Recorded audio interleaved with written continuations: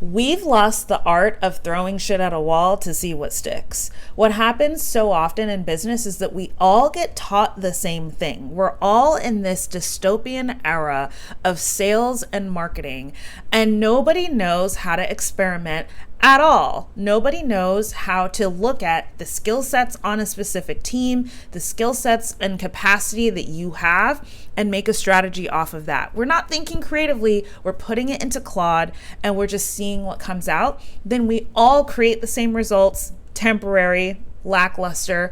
We all pitch the same way, we all market the same way. And what happens is our customers get fatigued by that. It works really well at first, and then we all get fatigued and no one wants to do it anymore. And then half the industry leaves entirely, giving up on their business because we were kind of just the blind leading the blind. And then we turn a blind eye to, well, we just don't want to just throw stuff at a wall to see what sticks. Maybe you should. Maybe you should. And here's my take on that.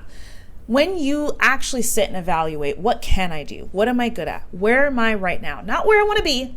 Where am I right now in the best possible, most expansive way? And then take that and go, what would I be doing if I didn't have to grow my business? Like, what would I be doing if I had all the work I could ever ask for and a wait list of people waiting for me? How would I be spending my time? Right? And then take the most fun part of that answer and use that as your marketing and sales strategy. So here's what I mean by that. I love in-person connections. I'm that person when I'm at a cookout or a party. I'm not the life of the party. I'm in the back having a one-on-one conversation with someone over the bowl of chips. We're hogging the chips for sure, and we are bonding. And I don't have the need to meet every single person because I'd rather walk away with one new friend. That is how I've always been. Just before I was ever in business, that is how I've always been. So that's how I sell. That is exactly how I sell. It's that exact same process. It's not a blueprint that I can put in a PDF form and tell you exactly what I say. No, I just get really curious about people. I'm just really interested in people, and that makes them drawn to me and willing to share. Because how often is someone actually curious about you? Like, honestly, how often does that happen? In fact, the last time it happened, you probably married that person, if we're being real. So that's how I sell. I don't jump into people's DMs. I was taught to do that, and it felt weird because it went against like my nature. And that's okay. Things can work so amazing for someone else because that's what was aligned for them. But when the entire industry jumps in and follows them, now we've kind of lost the plot. Now we're not really being service providers anymore. Now we're just kind of checking a box. We just want to say that we did a thing so someone somewhere says, "Good job, you did that thing." But the problem is you're never going to get a pat on the back and a gold star and a good job in business. You're rewarded by the revenue. You're rewarded by happy clients who come back or say that it was a good experience or recommend someone else. That's the reward. Sometimes people just feel warm and fuzzy inside and they go, wow, that was so great, and they never tell you. So you've got to find something else to fuel yourself besides wanting to do what everyone else is doing. Besides wanting to move forward and feel like you've accomplished something. I think when people think that startup life or building a business is just so exhausting and you're working 16-hour days, and I think when people approach it that way, they're approaching it that way because they're doing a million things that don't need to happen right now. As a founder or CEO, you should only be thinking about what matters right now. Not what happens in 6 months ago. Like, business readiness is a thing. And when you build something too soon, it's almost like building the wrong thing. It can even be worse than building the wrong thing. It's supposed to be experimental. It's supposed to be iterative. And if we approached it that way, everyone would have a different sales pipeline. Everyone would market differently. And it wouldn't be about, hey, I did a PDF playbook that you can all use. It's not going to work for you the way that it worked for that person because you're not that person. Maybe if they got more specific about their personality type, their strengths, their personal life, how many kids they had, how much money they have, how many friends they could call if it all went to shit. Maybe if they listed all those things out and said, if you're anything like me, this will probably work for you, it would be better. But who's going to do that? No one. They're just going to say, hey, I have consistent $50,000 months and this is my email marketing thing.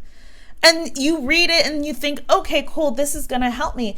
Maybe it'll help a little. Maybe it'll give you an idea. But at the end of the day, nothing is going to take away the responsibility that you have to literally test stuff out on your own. Work on something for 90 days and see what happens. And on social media, it happens even faster. I test stuff for like a week. And if I don't see any kind of traction, it's not working because things move faster. The things that work for me work right away. And it's not an impatience thing. It's like, I know that's the time that I need to see, oh, this has legs. Because if it didn't, it wouldn't work. Like, if it didn't have legs, I wouldn't get any data. I just wouldn't. People would ghost. People would disappear. No one would see it. And when something works, it works within the hour. So I give myself a week because I'm like, okay, let's see if I can repeat this. And I move on. Knowing how to experiment matters. And that's my data. For someone else, it could be a day. For someone else, it could be a year. That's me. That's what I found out testing. That's what gives me the confidence. Like when people compare themselves to others online, it's like, to me, you forgot that you're building your business, not theirs.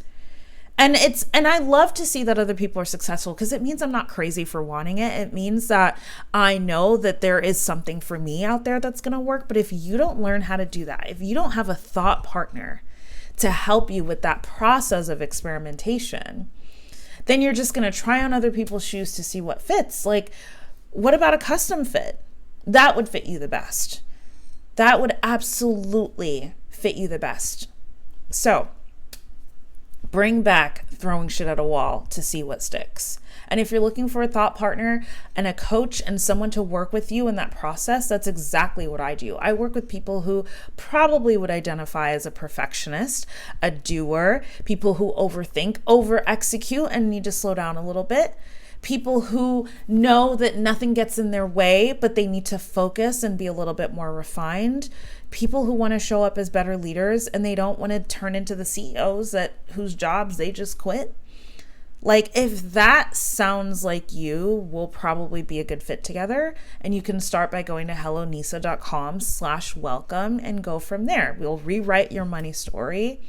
We'll strategize a little bit and get to thinking what your dynamic is with work, what your dynamic is with revenue, with money. Like, what are the stories that you're telling yourself? What are the beliefs that you actually have that are informing some of the decisions? Why are you building yourself a business that requires you to run yourself into the ground? Like, that to me says you've got too much on your plate, and 90% of that doesn't need to happen right now. Just throwing it out there, just keeping it on theme for this video. So if that's where you're at, then I'll see you on the other side. I'll see you. The link is in the description. And in the meantime, I will post another video on this YouTube channel as soon as I have something meaningful to say. Because what I've realized is keeping it on a cadence doesn't work for me. But when I have something of value to share, I share it. So that's what this is. I'll see you in the next one.